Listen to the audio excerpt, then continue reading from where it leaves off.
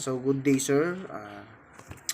The topic for today is the Republic Act number 5487 in subject Layer 3, or the introduction to industrial uh, security concept. So the topic is Republic Act number 5487. So this day, I watched a video that discusses about the law RA number 5487. So it is the RA 5487 is we also known as the Act regulates the organization and operation of private detective, watchmen, or security guard agencies. So this act, is the one who regulates the organizations uh, on the private sectors, security agencies, organization, or the private detectives. So this act is the one who regulates them. So the discussion starts on discussing this in this act, and the next is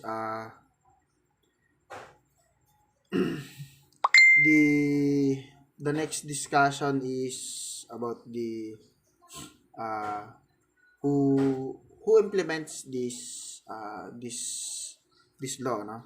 So the one who implements this law, is, or who supervises this law, is the security and investigation agencies, or the supervisory office for security and investigation agencies, or the SOSA, and we have also the PNP CSG, or the Philippine National Police Civil Security Group.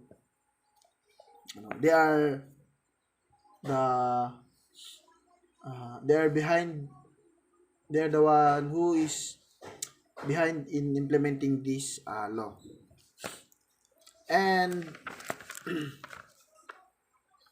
also, they discuss the scope, which we have the organization, operation, business, and activities of private watchmen, and etc. by these rules and regulations as amended by Republic Act 5487.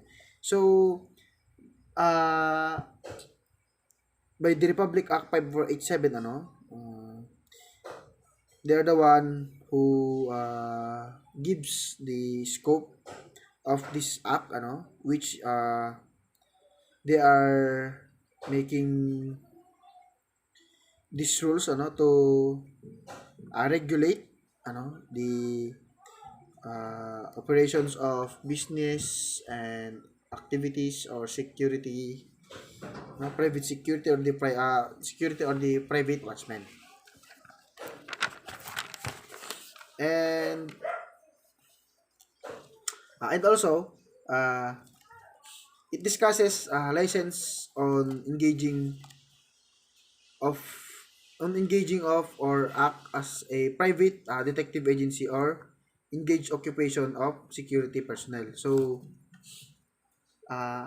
it literally discusses about the about on declaration of or ay on how license on how license uh, as being granted to those person who wants to work in the in the security in the security agencies, so next is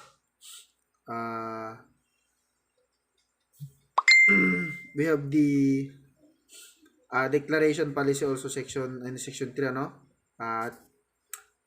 they also discuss the training, is required to all applicants, for license certificate. So all personnel is going to work with the security agencies or the private sectors, private sectors on the private to become a private watchman, or a detective, they need to have a training, discusses here that they are going to be trained, to be part of the organization. And also, uh, section 4, prohibition in the section this in this section, uh, it discusses that there is no license should be issued to those person who was previous record, so in this section naman, it discusses about the uh, prohibition, that those person is not allowed to granted a license by having or to employed, to employed into these organizations, if they have previous criminal act or anything that is involving to a criminal act.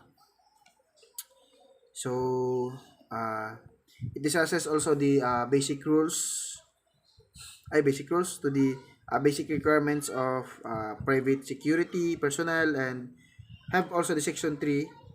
uh, they discuss also the qualification of private security guards, and the qualification of security officer, the exemption from basic pre-licensing training, which we have the veterans and retired military police personnel, likewise the graduate of ROTC advance, and also they discuss about the renewal of license of license, so in renewal of license, it is needed to be, I think, after 60 days, ganon, after 60 days or before 60 days dapat ng month na yun is mag-expire, dapat makapag-file siya ng renewal, which is needed. If it is not, if di nasunod ito, there is a consequences, on those who is late on renewing their license, they are uh, they are magpe-penalty sila. So also it discusses about the possession of license, and then the issuing firearms, private security agencies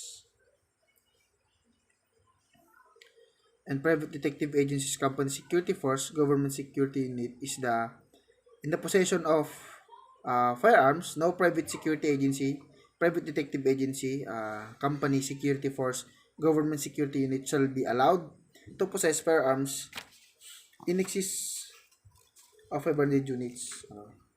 And then in section 2, restriction to possess high powered firearms, they discuss that they are not allowed to issue a high firearms, to those security personnel or to those private detectives, sila ay bawal humawak ng malalaking kalibre ng baril. And then it also discusses on how they should on how on how the process of arresting